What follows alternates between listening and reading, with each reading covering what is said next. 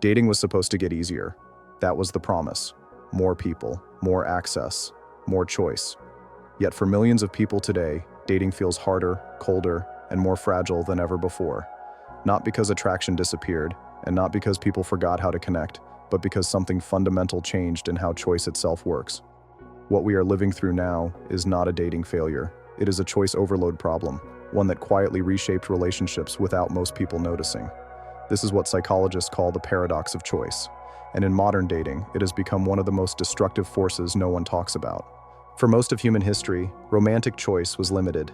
You met people through proximity, shared routines, family connections, or social circles. The pool was small, imperfect, and constrained. But those constraints weren't a weakness. They were the very conditions that made commitment possible. When options were limited, investment felt necessary. When exits were rare, effort mattered.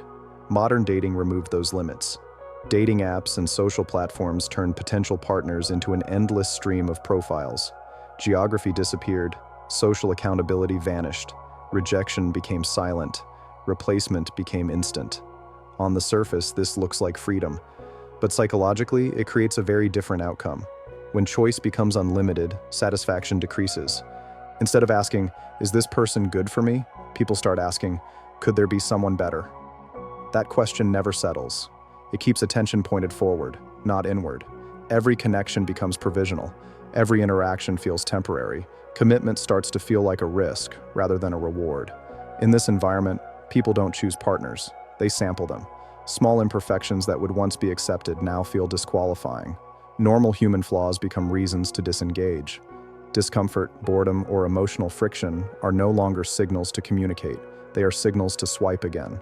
The presence of infinite alternatives lowers the perceived value of the person in front of you, even if that person is emotionally available, kind, and compatible. The paradox is that more choice doesn't make people feel empowered.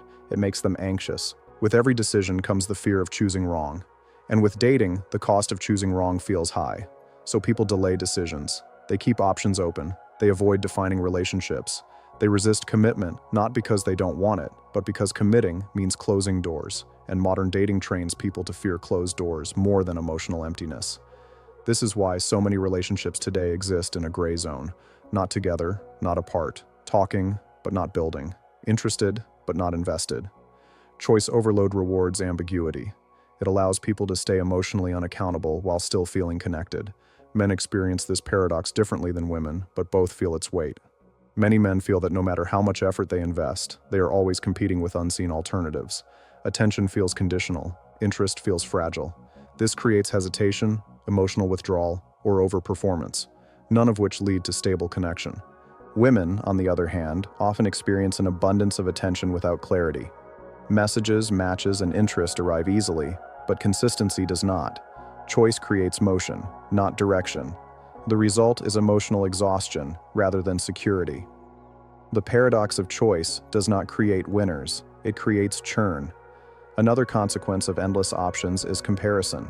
When people are constantly exposed to idealized alternatives, real relationships begin to feel insufficient.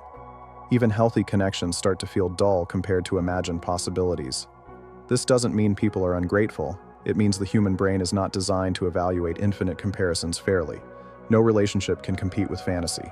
Technology intensified this problem by removing consequences from leaving. In the past, ending a relationship required explanation.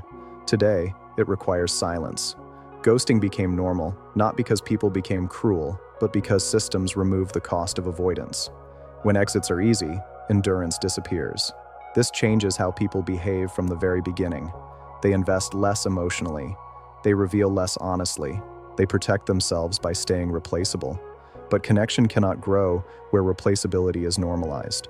What makes this especially damaging is that people internalize the failure. They blame themselves for not being interesting enough, attractive enough, or exciting enough to be chosen. They don't see that the system itself discourages choosing at all. Modern dating didn't fail because people became shallow. It failed because choice became detached from responsibility. When every option feels reversible, nothing feels meaningful. When commitment feels optional, intimacy becomes fragile. When people believe there is always something better ahead, they stop fully engaging with what is present. This is the quiet contradiction at the heart of modern dating. The same abundance that promised freedom slowly eroded the conditions required for lasting connection. Understanding this doesn't solve dating overnight, but it does remove the shame. If dating feels confusing, draining, or unsatisfying, it doesn't mean you're broken. It means you are navigating a system that rewards indecision, not depth. The paradox of choice didn't just change how people meet, it changed how people value each other. And until that is understood, dating will continue to feel harder. Not because there are too few options, but because there are too many.